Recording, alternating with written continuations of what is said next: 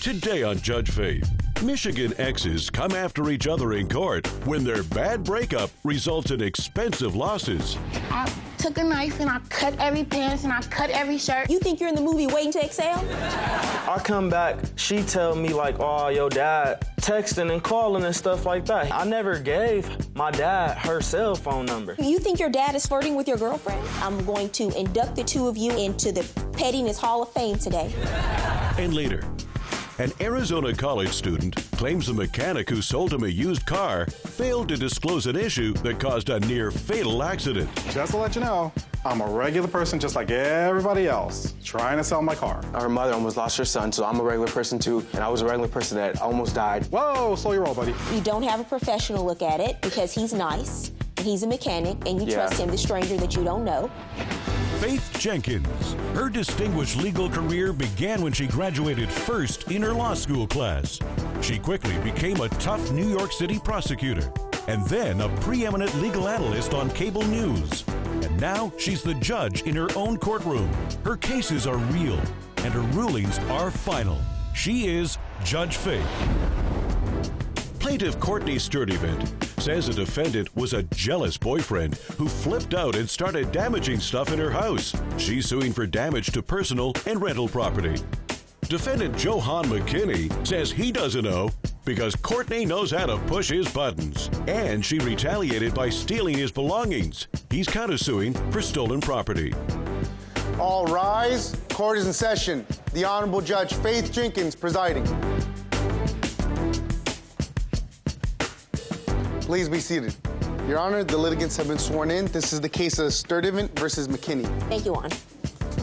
Courtney Sturdivant? Yes, Your Honor. You are suing the defendant, Johan McKinney? Yes, Your Honor. For $1,800 you say he owes you for damage to your personal property and also to your rental property? Yes, Your Honor. And you are countersuing, sir, for $500 for stolen property, your personal belongings, clothes, shoes, hats, Yes, Your Honor. Okay. Give me some background. Both of you give me some background. Tell me how you know each other.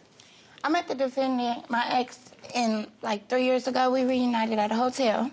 And from there, I moved out the hotel into a home, and I seen him, and he asked me to stay with me, basically. So I helped him out being the person I am. I have a good heart, so I let him come stay because he told me he didn't have nobody no more.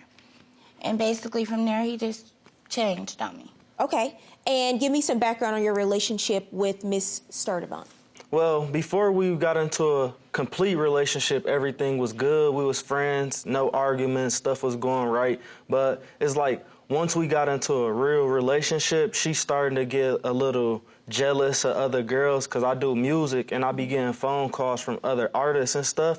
So every time she see my phone go off, she thinking I'm cheating or I'm leaving with other girls and stuff. So once we got into a real relationship, I just say it just went downhill. He said he works in the industry. Do you have a problem with other artists calling him? No, what I got a problem with the fact that after I tried to put him out, he threw my keys in the sewer. I got a problem with him making me take losses. I got 3 kids at home. I got to feed. I got to take care of them by myself. I don't have their dad in their life. And it's like with him causing me all these problems, fighting me, breaking stuff in my house, breaking windows, storing my keys. I can't get my deposit back. I got to work harder just to get that. And so the two of you are fighting each other in front of the kids? No, well, sometimes, yeah. He don't know how to act. And he accused me of flirting with the neighbors, like, for going to buy weed. I stayed over there a little bit too long. And when I get back, it's like the angry face. You know, when you with somebody, you know the angry face. So when I come in, I'm like, what's wrong? I got the weed, so why you not happy? And he like, I know, dope fiend, like I'm coming at him like a dope fiend when I know this is why you mad, because you ain't smoked. How long did the two of you live together? Since May. So when did he move out? He won't move out. So you're still living together? No, I don't even stay at home. So you're still living in the same household? I come there from time to time, yes. I still. So you still have live stuff there, but you don't sleep there every night? Yes. The two of you have broken up? He comes unwanted. Okay, so, well, he still has a key. You still have a key? No. You don't have a key? No, Your Honor. So if he's unwanted and he doesn't have a key, You must want him to be there because you're letting him in. My windows are broke. My door don't even work. So he lets himself in because he broke all of these items. My windows are wide open. I got boards over it. He know how to let himself in. The door. You go through the window when you go home? You go to the apartment? I did once or twice. How do you get in? Her kids opened the door for me, Your And then Honor. he accused me of flirting with his dad. Why did you accuse her of flirting with your dad? On the 4th of July, we had a barbecue get together, and I left for a minute. I went to the store. I don't recall what I did all the way, but so I come back. She tell me like, "Oh, your dad texting and calling and stuff like that. He wants you to." Texting, calling her? Yes. Why wouldn't he be texting, calling you? That's what I'm saying. I never gave my dad her cell phone number. You think your dad is flirting with your girlfriend? Kinda. How did they get exchange numbers? Well, I'm going to ask her in a second. Dad. You haven't talked to her about this? You don't know? Yeah, I talked to her. So what did she say? She never gave me a right answer or nothing. God. How did his dad get your number? When we were at the 4th of July barbecue, he was drinking with his dad. He called his dad's number. His dad said, lock me in. I gave him my phone. He called his dad and said, all right, lock me in too. And we're going to see you later on tonight. Did y'all have an argument at the barbecue? No, he waited until we got home. And so you're suing because you claim that he got angry with you and caused a lot of damage to the apartment where the two of you live after this barbecue. Yeah. He feels like it's okay for him to take his anger out on my home. Break windows, kick my door in, throw in my keys out the sewer. Did you do those things? Yes, Your Honor. Really? But I just blacked out. I just got tired of No, you it. didn't black out. You knew what you were doing. So why did you do these things? Let's look at the photos. And can't pay for him. What is this? My front door. He kicked it. And my window broke because I locked him out and took my keys. Well, he lives there. You can't lock him out and take the keys, but you also can't just break the window. But he's not to on get the lease in. either, so Doesn't matter. He lives there. He doesn't matter if he's on the lease or not. He lives there. You can't just lock him out. What is this? My bed. He put chemical on my bed. I got a 2-year-old daughter that sleep in the bed with me. He poured all that stuff on my bed and my walls. You did that? Yes, Isn't that the Your bed you sleep in too? Yes, Your Honor. Okay, you are so childish. Very.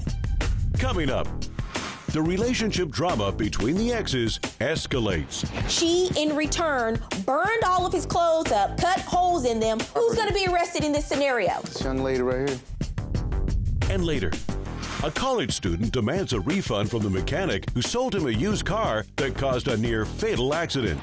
So as I'm trying to maintain, I end up flipping over or rolling over in the car 3 to 4 times. And it's your testimony that there were no real issues during that 2-month period? Plaintiff Courtney Sturdivant says Johan flipped out and destroyed her things. She's suing for damage to personal and rental property. Defendant Johan McKinney says he doesn't owe because Courtney retaliated by stealing his belongings. He's countersuing for stolen property.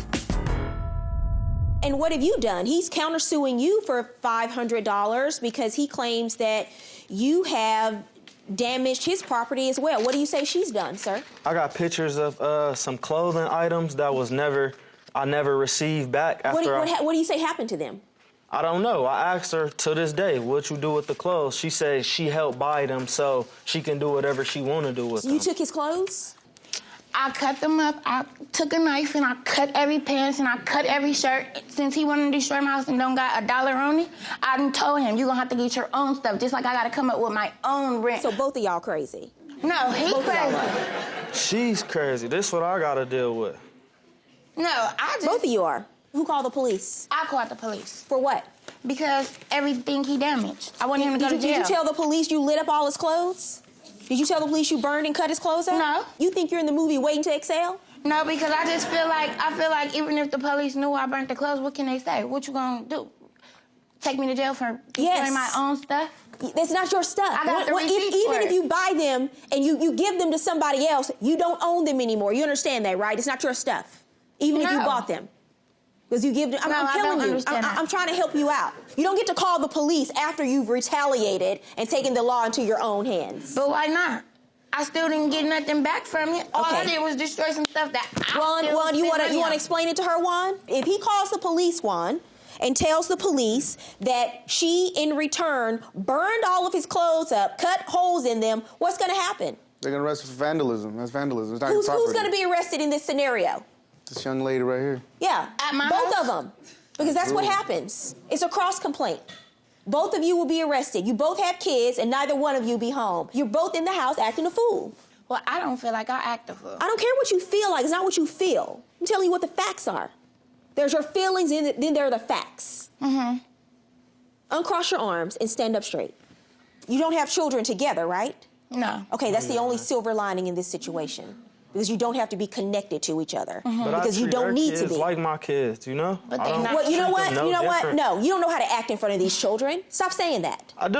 No, That's you why don't. they open the door What for kind me of all the example time. are you setting in front of the children when you go and you pour all of these chemicals on the bed? Don't come in this courtroom and act like you really care when you don't, because you're destroying the house they live in, sir. All the two of you care about is being petty. Here's how I'm going to resolve this case. I'm going to induct the two of you into Pettiness Hall of Fame today. You owe for the damage you caused to the apartment, sir, you're going to pay, and you owe for the damage you caused to his clothes, you're going to pay. So there are going to be two judgments in this case. $1,500 for the plaintiff, $500 for the defendant.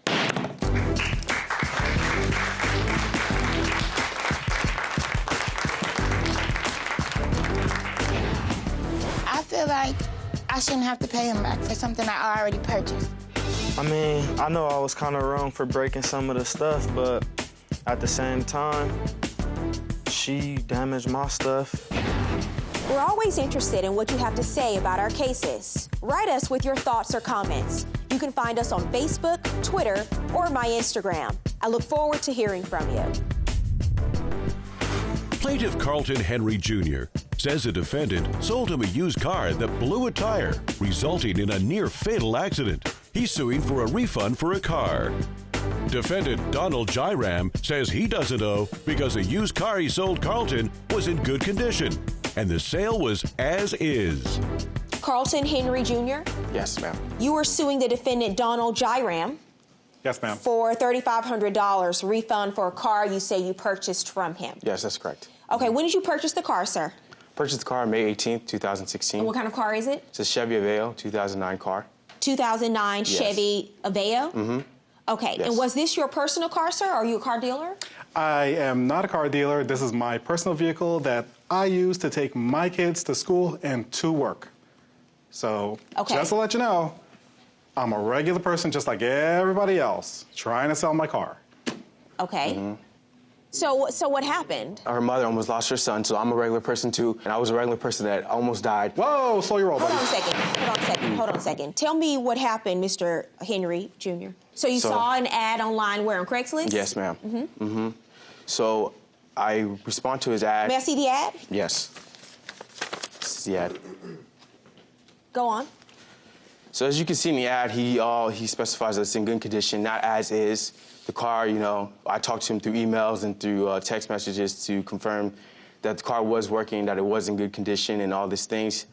When I met up with him, he also told me, you know, that the car would be good. It would get me back to Flagstaff. I would have no issues. And as you can see on the ad again, there's no as is. There's no specification. There's no bill of sale to say, okay, this is a car. I don't care what, you know. You're saying Sorry, Your that the Honor. car doesn't say anything about it being as is because I think you're preemptively saying that because Yes, you ma'am. know that the defendant is going to say, well, this is an as-is Yes. sale because that's what happens when you buy used cars, Yes, right? ma'am. Unless there's a specific warranty, Yes, ma'am. it's an as-is sale. So when you have problems with it, you don't get to go and say, hey, I want my money back unless there's another issue. Yes. So you buy the car. Let me pull up the ad. So it's $4,200. You buy it for how much, sir? $3,600. $3,600, and the ad states the vehicle is in good condition, which everyone says Yes. when Yes, they're ma'am. selling cars It's the truth. on Craigslist. So he negotiates a price with you for the car? Yes, he did, Your Honor. I had the car listed at $4,200, and this is me putting my time and effort into this car. I bought this car because I needed a reliable car. I got to take my kids to the bus stop. I got to go to work.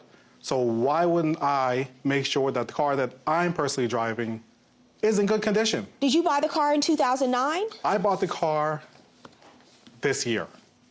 You bought the car I this bought year? the car broken this year. There we go. There we go. Coming up on Judge Faith, evidence is presented about the cause of the accident in question. Were you made aware that there could possibly be a faulty valve stem on the tire, or is your position that you weren't aware that there was an issue? Plaintiff Carlton Henry Jr. says Donald assured him the used car was in working condition. He's suing for a refund for a car. Defendant Donald Jairam says he doesn't owe because a used car was sold as is. Did you have the car checked out before you purchased it by a professional? Nope, because as you can see, he's a very nice man, and he had a mechanic shop. Okay, he's a nice person, so you meet him, you like him, but that doesn't mean you spend $3,500 on a car with him. Yes, ma'am. And also, he has his own business. When I went there... What does that mean to you? His own mechanical shop, so I went there and I actually checked out the place. Are you a mechanic? Yes, I am, Your Honor. So what happens? You go out, you don't have a professional look at it because he's nice, and he's a mechanic, and you trust him, the stranger that you don't know. So you don't have a professional look at it, and you do what? Go on my way to Flagstaff, which is uphill in the mountains area. But you didn't get there, right? No, I didn't. Because what happened? On the way to Flagstaff, I don't know if you guys have it here, but there's rumble stripes on the side. So as I hit the rumble stripes, the next thing I know is the car felt like the tire blew out. I'm trying to maintain and make sure I'm staying straight on the road. So as I'm trying to maintain, I end up flipping over or rolling over in the car 3 to 4 times. And I blacked out, and when I came to, the first thing I did was jump out the window because the door was just in terrible condition. So I jumped out the window. Thank God somebody called 911, so I didn't have to wait for the ambulance. The ambulance was right there. And everyone I talked to was like, you're lucky to be alive, you're lucky to be alive. So you were driving the car and hit the rumble stripe on the side of the road, and the car flipped. The tire blew out, and it flipped 3 times. And you think that that was because of something defective with the car? Yeah. How long were you in the car driving when that happened? Less than an hour. Let me see the photos from the accident. Wow. Were you injured in the accident? Yes. How? I had a concussion, and I suffered 2 partially collapsed lungs on both sides of my lungs. And I had scrapes and bruises. What do you have to support your claim that there was something defective with the car that caused this accident and not your driving? I talked to another tire company, and they told me that... Let me see your information. Okay. We're talking about after the fact, by the way. I'm sorry? We're talking about after the fact. Stop talking. I'm well aware of what I just asked him, sir. What was the conclusion, sir, that they drew in terms of the valve stem, this information you provided to me? A faulty valve stem. On what tire? On the driver's side. Were you made aware that there could possibly be a faulty valve stem on the tire, or is your position that you weren't aware that there was an issue? I didn't think there was any issue if I'm driving the car every single day with my kids. Coming up, Judge Faith rules. And now, Judge Faith rules. When you buy a used car, doesn't matter if the ad doesn't say that it's as is. The default position under the law is you buy the car as is. Here's the issue, though. In your state, there's something called the implied warranty of merchantability. And that is, in your state, in the state of Arizona, when you sell a car, there is a warranty that applies, and it applies strictly to the safety conditions of the car. And you warrant, when you sell the car, that it is substantially free of any defects that could significantly limit a person being able to drive it on the highway, on the road. And that warranty applies for 15 days after someone purchases a car. He doesn't even get an hour worth of driving on the car before the car flips on the highway 3 times, totaling the car. And based on the information that he submitted to me, it appears that there was a faulty valve stem on one of the tires, and perhaps you didn't know about it. Based on the law in your state, this law supersedes the notion that this is an as-is sale. The car was totaled, but I'm going to order you to return the $3,500, the maximum that I can, in this case, to the plaintiff, because I find that there was a breach. He was not able to safely operate this vehicle on the road. Judgment in this case is for the plaintiff.